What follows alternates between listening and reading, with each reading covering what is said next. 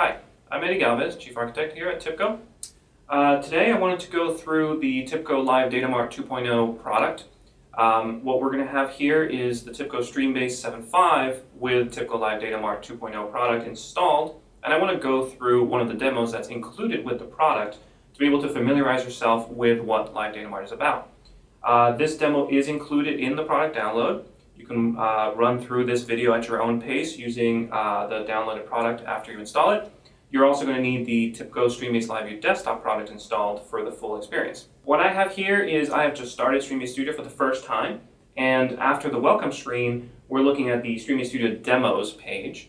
One of the demos included in this chooser is the Tibco Live View Wikipedia monitoring demo. This is a demo included that we're going to overview through this video, talk about the basics of the Live Datamart product, and again, you can run this through at your own pace after downloading. By clicking Load Demo, what you're doing is bringing in a pre-configured Live Datamart project into Stream-based Studio. Now, this demo is very basic. It's going to introduce you to the main concepts that involve a Live Datamart installation. What we're going to learn is that there's a LiveView server that's started. LiveView server looks at a project and is configured with data tables, is configured with data applications. After the server is running, then we're going to launch LiveView Desktop, LiveView Desktop being a client that will connect to the Live Datamart and let us interact and look at the data. And finally, we're going to start the input data in the case of, for example, this demo using a recorded data file instead of an actual live data stream. Now, what we show on the bottom is a Stream-based CEP application. This application is responsible for the data input into the Live Datamart server. The demo, it does not spend much time showing the how this project was created. For that, you're going to want to follow through this link that says Edit and Authoring Perspective when you're done with the demo, and there will actually be a cheat sheet, a set of instructions that you'll go step by step that will introduce you to the underlying artifacts that you work with in Stream-based Studio. Now, what we're going to do here is click the button labeled Start LiveView Server, the button number 1 on the top left, and that will start the LiveView server.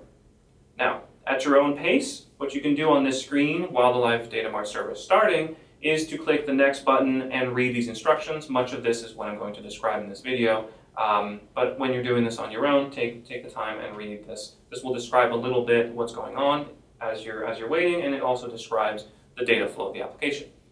The application we have here is a Live Datamart project configured to have edits from the English US Wikipedia. So as the English language Wikipedia is being edited in real time, that service actually streams events out that tell us who's editing what pages and what edits are happening. What we've done is in this demo, we actually have recorded a data set of this stream. We've anonymized it.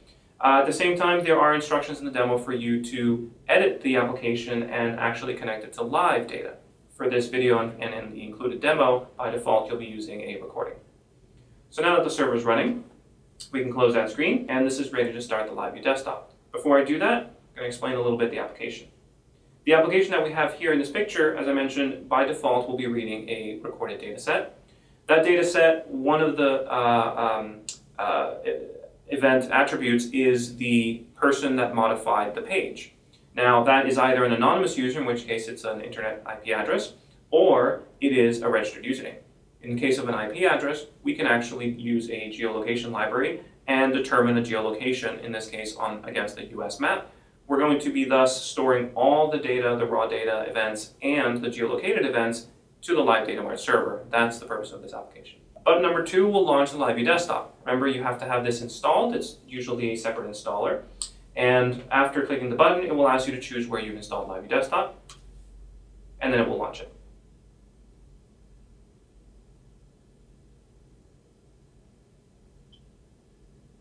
All right. So we're looking at the LiveView Desktop right here. We're looking at blank screens. This is all ready and has issued queries to the Live Datamart server, but there's no data yet. For that, we're going to go back to Stream-based Studio and use the Start Input button.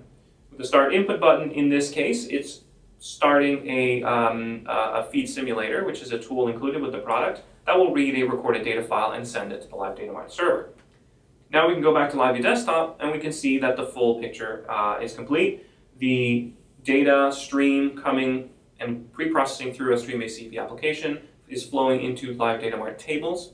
Those Live Datamart tables are available for this LiveView desktop. LiveView desktop has, in this case, 4 queries running. The server pushes data straight to the client and displays it on screen as we're seeing here. Recall that the LiveView desktop is one of the bundled clients that is included with the product, and you can download it, as well as you can build your own applications in Java, JavaScript for the web, .NET, and various other language bindings. So that concludes this quick overview of the Streaming Studio demo live Wikipedia monitor.